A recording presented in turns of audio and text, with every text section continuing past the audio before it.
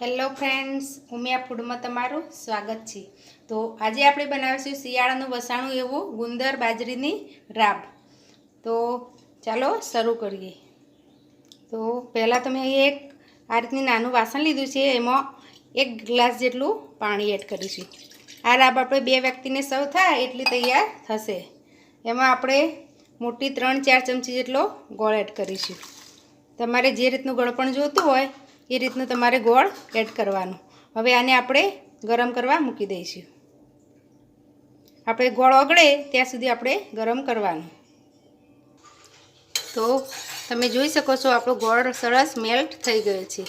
હવે એને આપણે સાઈડમાં મૂકીશું। હવે મેં એક બીજી પેન લીધી છે, એમાં 2 ચમચી જેટલું ઘી એડ કરીશું। ઘીને આપણે ગરમ થવા દઈશું। તો ઘી ગરમ થઈ ગઈ છે, એમાં આપણે 2 મોટી ચમચી જેટલો ગુંદર એડ કરીશું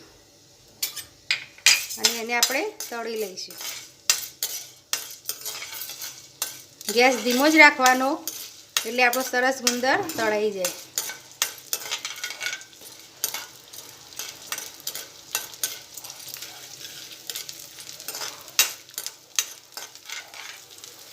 તો તમે જોઈ શકો છો આપણો ગુંદર બધો સરસ ફૂલી ગયો છે। હવે આપણે એમાં 1 મોટી ચમચી જેટલો બાજરીનો લોટ એડ કરીશું। એને પણ આપણે આ ઘીમાં શેકી લઈશું। જો પહેલાં લોટ એડ કરશું તો પછી ગુંદર શેકાશે ત્યાં સુધી લોટ વધારે શેકાઈ જશે, એટલે આપણે ગુંદર શેકાઈ જાય પછી આપણે લોટ એડ કરવાનો। આને પણ આપણે 1 મિનિટ શેકી લઈશું। તો તમે જોઈ શકો છો લોટ પણ થોડો કલર ચેન્જ થઈ ગયો છે અને સરસ શેકાઈ ગયો છે, એની સ્મેલ પણ સરસ આવે છે।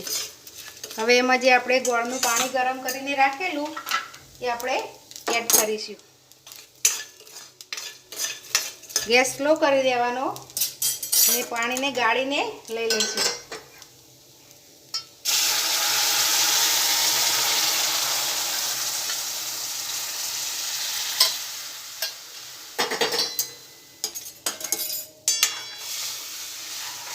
ગોળમાં કચરો ને એવું હોય છે, એટલે આપણે ગોળને પહેલાં ઓગાળી અને પછી ગાળીને જ લેવાનો। હવે સરસ આને ગરમ થવા દઈશું। પહેલાં તમને આ ગુંદ થોડો સ્ટીકી જેવો લાગશે, પણ પછી જેમ ઉકળશે તેમ સરસ પીગળી જશે। હવે 2 મિનિટ આપણે ઉકળવા દઈશું। તો 1 જ મિનિટમાં તમે જોઈ શકો છો આપણો બધો ગુંદર પીગળી ગયો છે। હવે એમાં આપણે બીજા મસાલા એડ કરીશું। તો 1 ચમચી જેટલી આપણે સૂંઠ પાવડર એડ કરીશું અને 1 મોટી ચમચી જેટલું ટોપરાનું ખમણ એડ કરીશું। સરસ મિક્સ કરી લઈશું।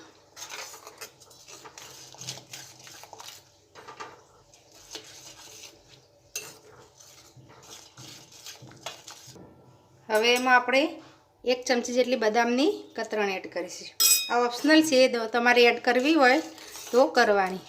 તો આપણે આ રાબ બનાવીએ છીએ એમાં જો થોડો ક્રન્ચી ટેસ્ટ રહેશે બદામનો તો તે સરસ લાગે છે।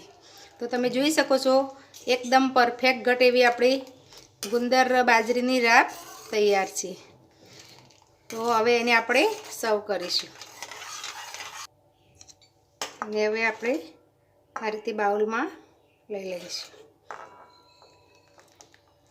એની જો તમારે થોડી ઘટ જોઈતી હોય તો તમારે બાજરીનો લોટ થોડો વધારે એડ કરવાનો।